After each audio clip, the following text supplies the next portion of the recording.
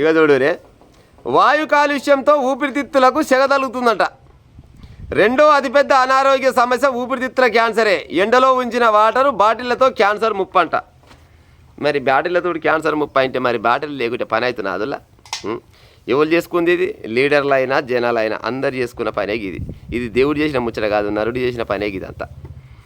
మనము పర్యావరణాన్ని మొత్తం సర్వనాశనం చేసి సంకనాకిచ్చినాక మరి క్యాన్సర్ రాకుంటే మరి ఏమొచ్చి పాడవుతాయి? రియల్ ఎస్టేట్ పేరుతో పెట్టి గుట్టలు పుట్టలు ఏడి కాడికి మొత్తం ప్లవ్ వేసి తవ్వితే ఇవాళ ఉన్న గుట్ట రేపు మధ్యాహ్నం వరకాల పత్త లేకుండా పోయి సపా అయిపోతుంది.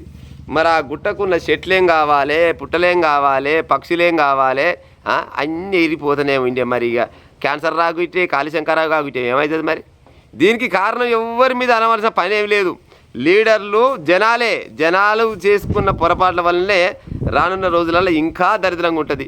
ఇంకా 10-15 ఏళ్ళు 20 ఏళ్ళ తర్వాత అయ్యో దేవుడా ఈ భూమి పాడైపోయి ఈ భూమి మీద ఏమెక్కర గుర్తిందిరా నాయన, ఎంత పాపం బతికిస్తే దేవుడా అనుకొని ప్రతి ఇంటికి ఉన్న పొరగాలు అనుకోవాల్సిన సమయం అయితే దగ్గరలోనే ఉన్నది.